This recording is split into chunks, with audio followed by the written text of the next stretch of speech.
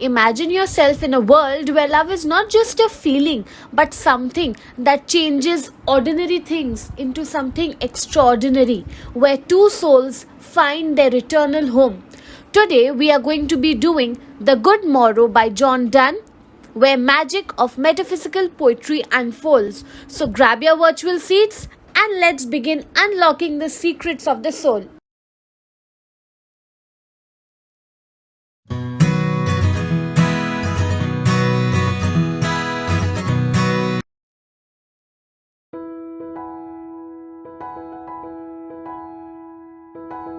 The poem Good Morrow by John Donne has a central message, that is, true love transcends worldly experiences, it is beyond worldly pleasures, and it takes the lovers to a higher spiritual plane where they get lost in a world of their own.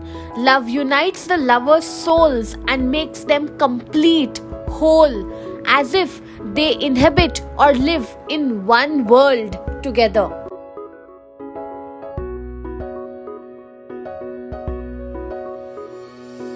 John Donne, as an English poet, is significantly known for his contributions to the metaphysical poetry. He is one of the most influential poets who belong to the early 17th century. His works often explore complex themes and ideas related to love, religion, and human experience.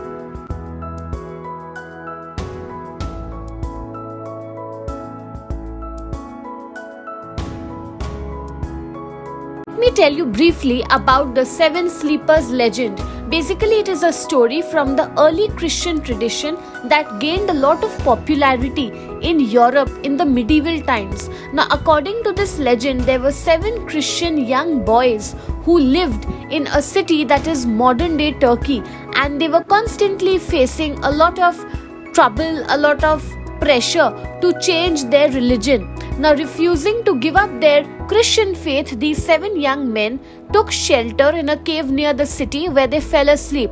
Now, the legend goes that they slept for centuries and centuries, during which the world around them changed dramatically. When these 7 children, when they woke up and believed that they had only slept for a very brief short while, and they did not realize how much time had actually passed. In their view, the faith that they had in their religion protected them from the passage of time. Okay, now this is the 7 Sleepers legend. How is it related to the poem? In John Donne's poem, the speaker is using this reference of the 7 Sleepers' den to give us an example of how lives of the lovers were before they had discovered the true love for each other. Just as the 7 sleepers remained unaware of the passing centuries, the speaker also feels that they were unaware of the depth and meaning of love until they found each other.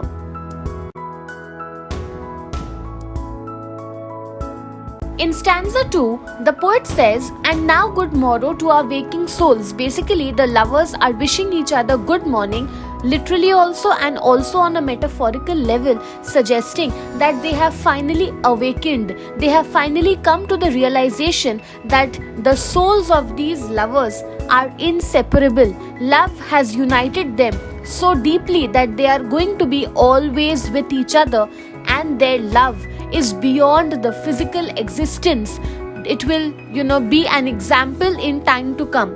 So the speaker is using the metaphor over here of sea discoverers. See, there's a line, "Let sea discoverers to new worlds have gone." So he's saying that just as sea discoverers explore new worlds and they create maps revealing multiple worlds, similarly, the lovers have also created a world of their own with the power of love. So each lover possesses this world, and within it, they are one and they are inseparable. That is, when sea discoverers were discovering worlds, they have discovered different worlds and therefore they have come up with different maps. Even though there are 2 lovers over here who may have discovered or who may have come together, when they came together, they were coming from the background of belonging to 2 different worlds. But when they've come together, they have united, they are representing one world. That is how the power of love has united them into one. Finally, in stanza 3, the speaker describes the deep connection between the lovers. They can see themselves as a reflection in each other's eyes, and this symbolizes the deep emotional and spiritual connection that they are being able to see their own reflection in the other person.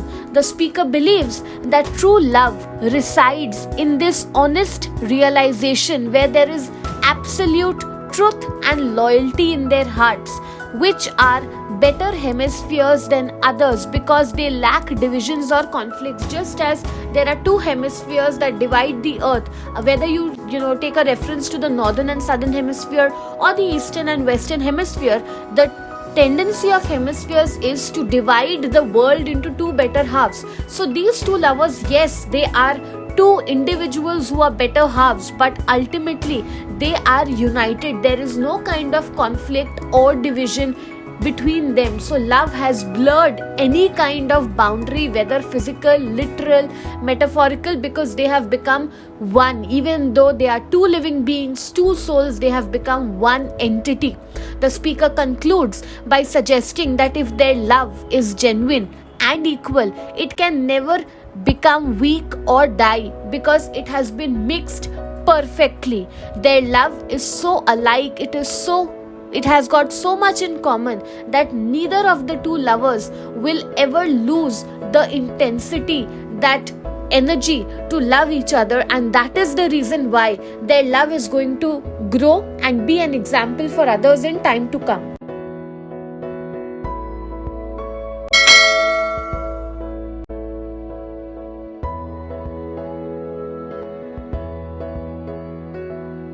So for an overview, these are the three themes that I will be discussing related to the poem The Good Morrow by John Donne. Firstly, the poem beautifully explores the theme of love and awakening. It explores the idea of true love and the power it has to awaken and change the individuals from their childish state and ignorance to a higher understanding of themselves and the world around them. That is the power of love. It has a genuine nature. It can genuinely change a human being towards a better life. Next is unity and wholeness. Now understand, love unites two souls into one. That is what we saw the poet describing in stanza 2 and 3, and this creates a sense of completeness. It is as if the two lovers are like the two halves, and when they come together, they become whole, they become one, they become complete. So this connection between the lovers is so deep that they think about themselves as belonging and becoming one world. They are no longer two separate entities, but something that is only one that exists. Now we all know that John Donne's The Good Morrow is a metaphysical poem. So as a metaphysical poem, it explores abstract concepts. And what are these concepts? It explores the nature of love, the connectedness that is there between the souls of lovers, and using them as examples, he tries to bring about an intellectual change, a change in the thought process of the readers. That is the power of John Donne.